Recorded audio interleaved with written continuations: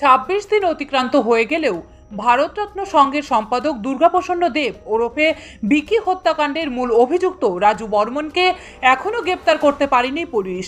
রবিবার হত্যাকারীদের দৃষ্টান্তমূলক শাস্তি প্রদানের জন্য এলাকাবাসীর তরফ থেকে এক মৌন মিছিল বের করা হয় ভারতরত্ন সংঘ ক্লাবের সামনে থেকে।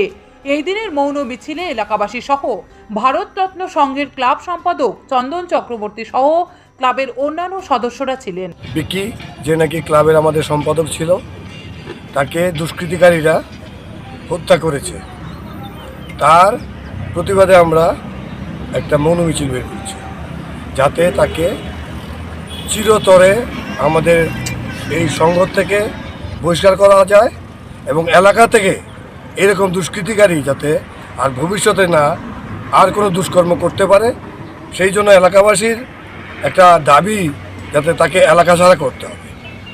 আমরা এতে একটা গণস্বাক্ষর নিচ্ছি এবং অলরেডি অনেকগুলো নেওয়া হয়েছে। সেই গণস্বাক্ষরের মূল উদ্দেশ্যই হচ্ছে তাকে এলাকা ছাড়া করতে হবে। আইন তো আইনের মতো শাস্তি দেবেই এবং আমরা প্রশাসন আমাদের অনেক সাহায্য করছে। প্রশাসনের থেকে আমরা যথেষ্ট আওয়াজও পাচ্ছি, প্রশাসন আমাদের সাথে আছে, উচিত বিচার আমরা আশা করি পাবো। Bureau report, SD news media.